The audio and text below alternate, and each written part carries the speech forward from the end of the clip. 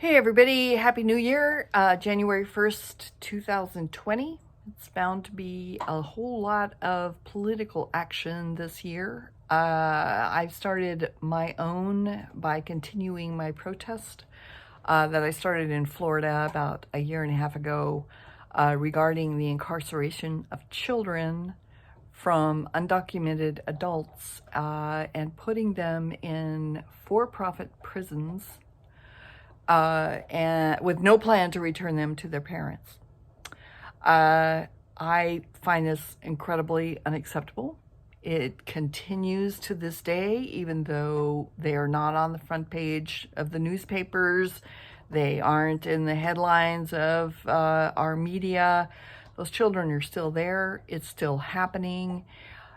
And we continue to pay $750 per day per child when our government has to have significant meetings just to decide whether or not they need soap, blankets, toothbrushes. I mean, so if they have to discuss with detail whether or not a child needs a toothbrush, just imagine the situation that these children are living in with no plan for their future. I find it completely unacceptable, and I protest this situation. This is my sign.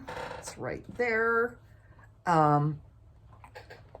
And I go out on a corner and I just hold my sign for as long as I can. If I become uncomfortable, then I leave after a couple of hours. I still have to get home. So it just depends. I'm not doing this because I think it's going to change the world or because I think I'm going to start a movement. Honestly, I had hoped that there would be more people interested.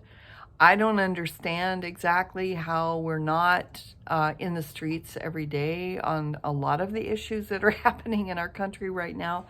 But for me, this particular issue is one that I will not tolerate without expressing a voice against it. These little kids don't have they have no voice. Their situation is so miserable that if we don't insist that our government put them back with their families, I don't know what's going to happen to them, what kind of future they have. We know that some of them are dying. We know that there is sexual abuse. We know that they're being threatened. We know that they are incarcerated, some of them from the time they're infants, from the time they're even born, when their mother is still nursing them. I mean, it's so horrible. It's really difficult to imagine, much less imagine that it is the policy of the United States government to continue this. So I'm out with my sign. I hope that people call their senators, their representatives. I hope they do whatever they can think of to protest what they feel strongly about in this year. And today was just like it was in Florida and in Wyoming. Most people ignored me. Some people swore at me, and some people honked and waved and were very happy to see me out there. So, it's just the way, I guess that's just the way it is. But I feel good about doing it because I want my grandson to know that when he studies about this in his future, I mean, he's only 9 now, but when he studies about this in the history books, he's going to know that someone in his family protested, that we didn't just stand by and watch this terrible thing unfold without an argument. And fortunately, I live in a country where I can stand on a street corner and protest what my government is doing. And That's what I'm doing. That's all for now.